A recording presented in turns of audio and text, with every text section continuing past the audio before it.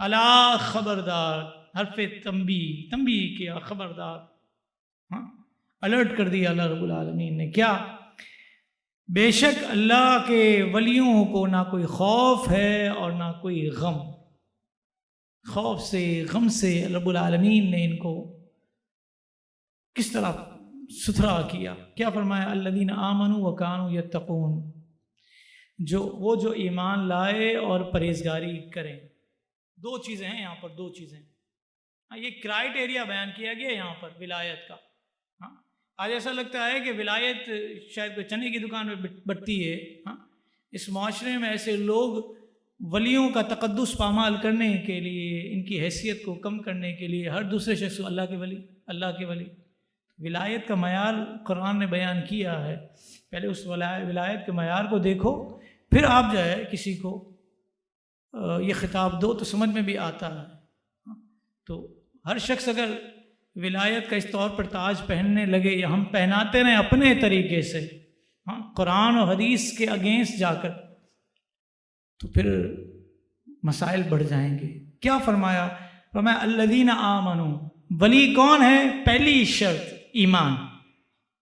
ایمان صرف کلمہ طیبہ ریسائٹ کرنے کا نام نہیں ہے، ساتھ ہی ساتھ ضروریات دین کو بھی ماننا ہے. قیامت کا انکار کرے، جنت کا انکار کرے، دوزخ کا انکار کرے، ڈے آف ججمنٹ قیامت ہی کو کہتے ہیں. پھر نبیوں میں سے کسی نبی کی شان کا انکار کر دے، آسمانی کتابوں میں سے کسی پر ایمان نہ لائے، یا عقائد میں خرابیاں ہو جائیں. فرمائے ضروریات دین کا انکار کرتا ہے تو پھر ایمان تو نہیں ہے اس کا. فرمایا الذین آمنوا، پہلی شرط، کرائٹیریا پہلا کہ ولی وہ ہے جو ایمان والا ہے. پھر دوسری شرط کیا ہے؟ وَكَانُوا يَتَّقُونَ، اور پرہیزگار بھی ہو. دو چیزیں، ایمان بھی ہو، پرہیزگار بھی ہو. ہاں متقی ہو، اللہ سے ڈرنے والا ہو، فاسق مولن نہ ہو. فاسق مولن اعلانیہ گناہ کرنے والا نہ ہو. تو یہ دو کرائٹیریا پائے جائیں گے تو پھر ولایت کی سند رب العالمین کی طرف سے ملتی ہے. پھر بھی ہمیں ہر کسی کو علم تو نہیں رکھتے. ہاں تو رب العالمین نے جس کو ولایت دی ہے پھر اللہ تعالیٰ اس کی شہرت بھی کر دیتا ہے. تو کرائٹیریا یہ دو چیزوں پر رکھا گیا کہ ولی وہ ہے جو ایمان والا بھی ہے اور تقوی اور پرہیزگاری والا بھی ہے، تو ولایت کا معیار پورا ہوگا. پھر حدیثوں کی طرف آئیے، پھر حدیثوں کی طرف آتا ہوں. پھر انشاءاللہ سیدی غوث اعظم کی دو چار کرامتیں بھی سنانی ہیں مجھے آپ کو. کیا فرمایا حدیثوں میں؟ ابن عباس سے روایت کیا ہے؟ فرمایا کہ مصطفیٰ کریم فرماتے ہیں اطلب الخیر عند حسان الوجوہ. ہاں مسند ابی یعلا حدیث نمبر 4759. کیا فرمایا؟ اطلب الخیر، خیر طلب کرو. کس کے پاس؟ عند حسان الوجوہ، اچھے چہروں والوں کی طرف سے. ہاں جن کے چہرے عبادت سے منور ہیں، جن کے چہروں پر عبادت کا تقدس نظر آتا ہے، جن کے چہروں پر سجدے کے آثار نظر آتے ہیں، جو بار بار وضو کر کے جیسے وضو ختم ہوا وضو کر رہے ہیں.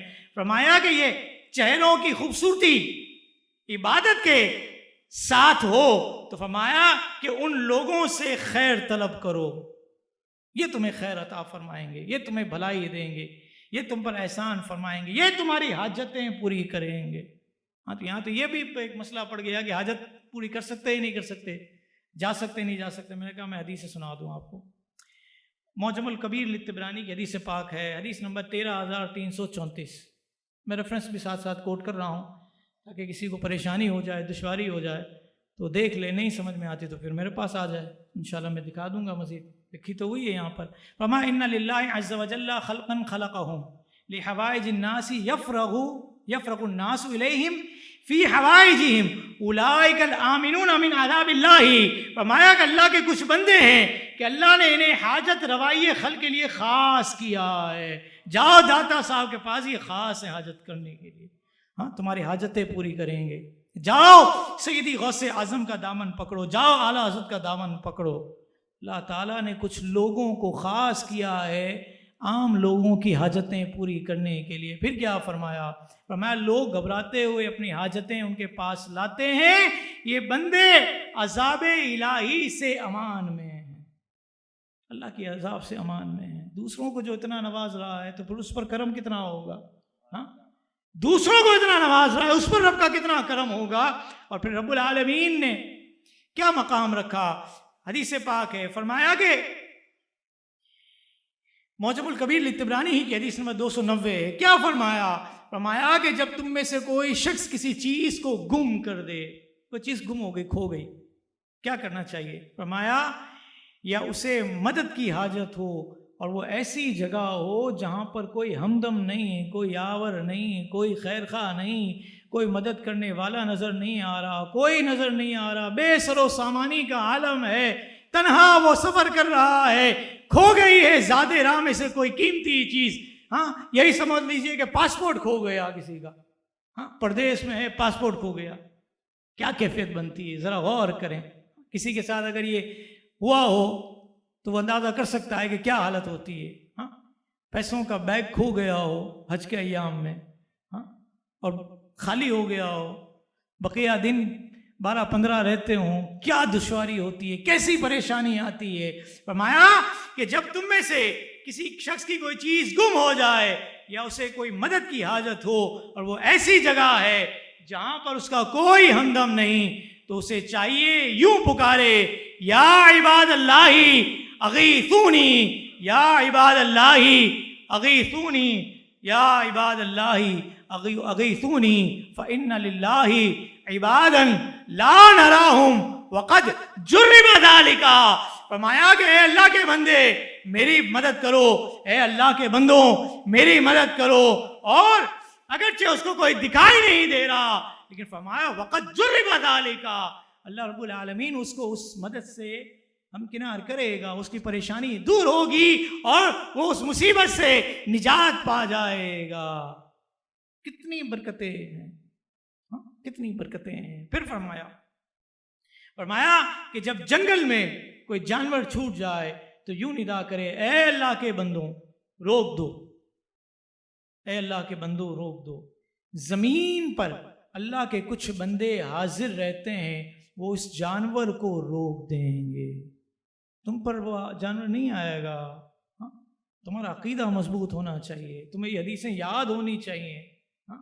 یہ حدیثیں یاد ہونی چاہیے کہ دشواری کا معاملہ ہے تو کس طریقے سے ندا کرنی ہے، کس طریقے سے پکارنا ہے. فرمایا جنگل بیابان میں جب تم میں سے کسی کا جانور بھاگ جائے اور وہاں کسی کی مدد کو نہ دیکھے تو کہے، اے اللہ کے بندوں میری مدد کرو، اے اللہ کے بندوں میری مدد کرو، اے اللہ کے بندوں میری مدد کرو. میں نے کہا یہ عقیدے نظریے تو اسلاف سے چلتے چلے آ رہے ہیں، ہم نے کون سا اپنی طرف سے بنائے؟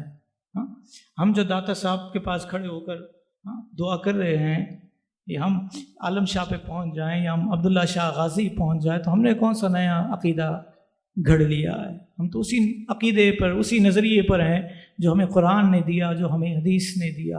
ہاں، بدنصیبی ہمارے ساتھ ہوئی ہے کہ ہمیں اپنے عقیدے یاد نہیں. مانتے ہیں کہ یہ ہو رہا ہے، یہ ہونا چاہیے، سمجھتے بھی ہیں، لیکن جواب دے نہیں سکتے. مزید اسلامک اور معلوماتی ویڈیوز دیکھنے کے لیے لائک، شیئر اینڈ سبسکرائب کے بٹن کو پریس کرنا ہرگز نہ بھولیں.